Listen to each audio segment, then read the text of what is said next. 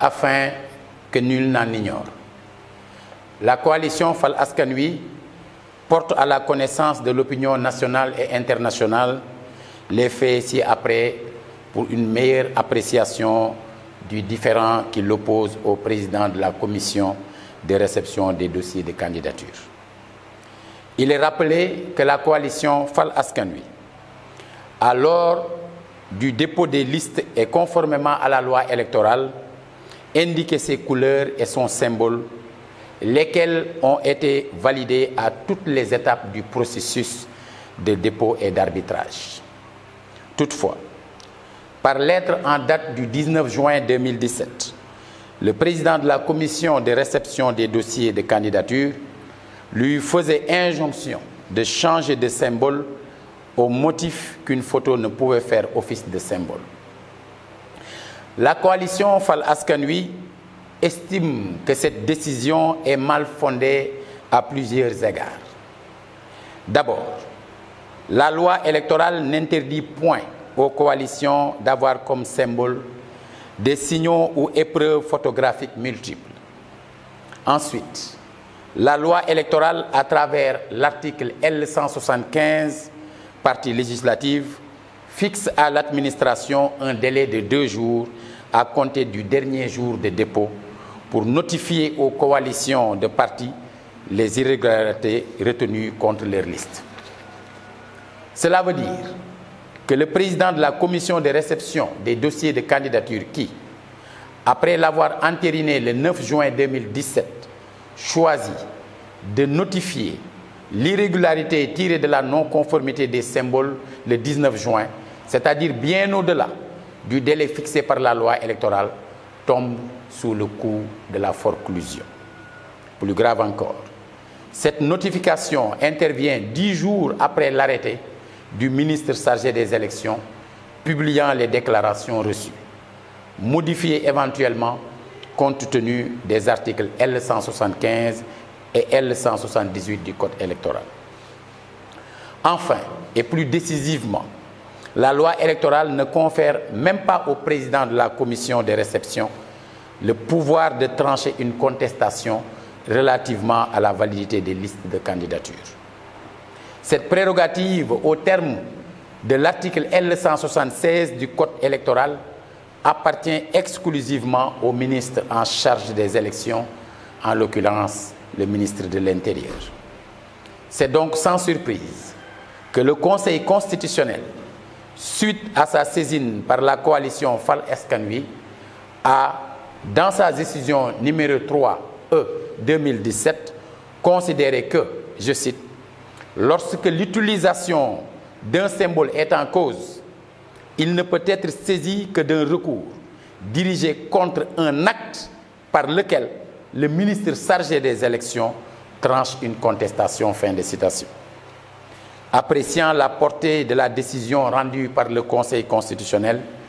il importe de relever que le juge électoral s'est déclaré incompétent pour traiter du recours intenté par la coalition Fal Askan Wi, non que la matière ne rentre dans le champ de ses attributions, mais parce que l'acte querellé émane d'une autorité non habilitée. Forte de cette décision, la coalition Fal Askan Wi a saisi par lettre la Commission électorale nationale autonome pour l'en informer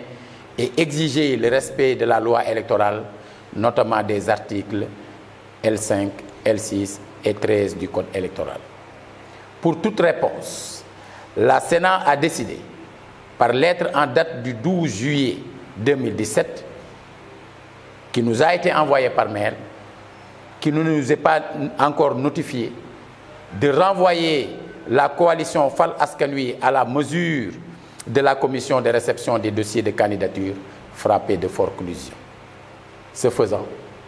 la Sénat qui, elle non plus, n'est pas habilitée à trancher une contestation portant sur l'utilisation d'un symbole, méconnaît la portée de la décision numéro 3E 2017 du Conseil constitutionnel et encourage la violation de la loi électorale. La coalition Fal Askan Wi. mbokk yi naka ñépp di ko defee ci fanweeri fan ci weeru mai coalition Fal Askan Wi déposé na ay liste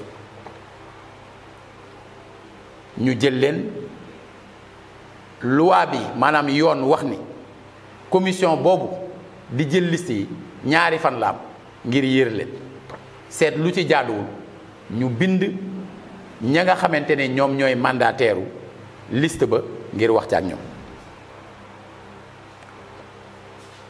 ñu dem ba mu def juróom-ñeenti fan ministre bi nga xam ne moom mooy génne arrêté wax yan liste la ñu wéyal génne arrêté am suñu liste bokk ci yi nga xam ne ñoom la ñu nangu looloo waral ñu bokk ci élection yi ca suba ga di fukki fan ci weeru juin ñoom direction générale des élections woote liste yépp muy ñeent fukki liste yi ak juróom-ñaar ngir ñu waxtaan ci couleur yi ndax day am yu nuroo ngir ñu waxtaan ci tur yi ndax day am yu nuroo ngir ñu waxtaan tamit ci li nga xam ne li nga xam moom lañ tuddee symbole ñun ba ñuy déposer liste laqatuwuñu photo Talla Sylla bii mu nekk ci position wu mel ne kuy waat moom la ñu jël def ko suñu symbole moom la ñu bind ci récépissé bi nga xam ne moom lañ ñu jox ba ñu déposé ñoom ñu romb ñaari fan ya ñu amoon te amul benn këyit buñ ñu bind pour wax nañu am na benn problème ci seen liste ba ñu demee di def arbitrage ci fukki fan ci weeru juin amul benn liste ci ñeent fukki yeeg juróom benn ya ca topp ya tegu ci ñun boo xam ne nee na d'accorduma ci symbole bii ngeen bëgg a def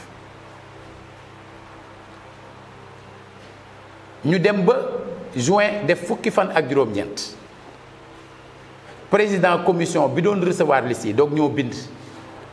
nañu may nañ leen ñaari fan ngeen dindi photo bi ndax photo mënta nekk symbole ñu xamaloon ko ni ko du ñun ak yow ndax liste yi ñoom ñooy seet lu leen neexul ci symbole yi lu ñu d'accordul ci symbole yi ñu dem ministre bi bu ko tranché jox kenn dëgg ku ci kontaanul nga dem ci conseil constitutionnel bi nga xam moo yore yoon ci wàllu élection législative mu bind lettre ci fukki fan ak juróom-ñeent yooyu ci weeru juin ñu jël lettre boobu yóbbu ko ci yoon maanaam ci conseil constitutionnel conseil constitutionnel tontu bi conseil constitutionnel tontoo dafa ni lii duma ko àtte li tax duma ko àtte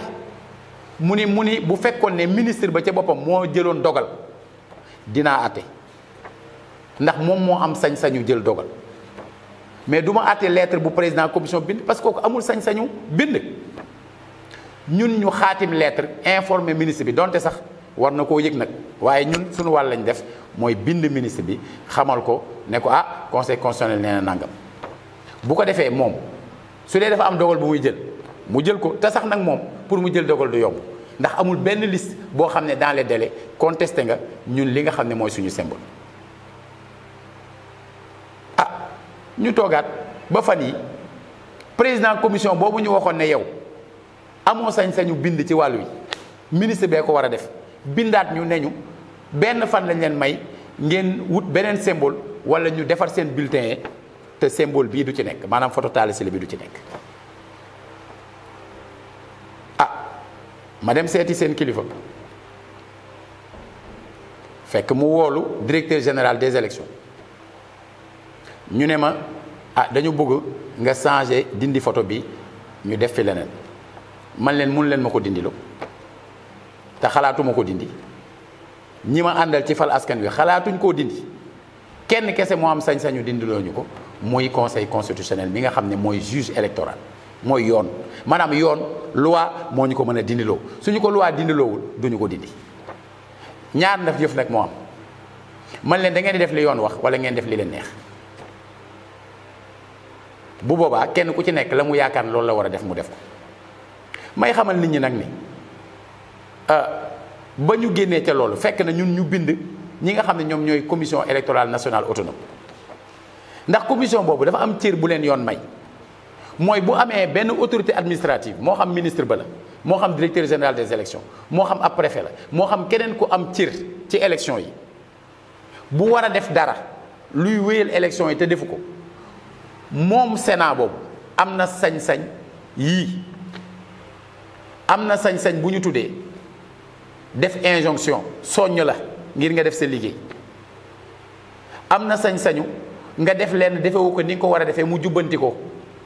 mu def correction def rectification am na sañ-sañu dessaisissement maanaam loo waroon def mënu ko def mu nangu ko ci yow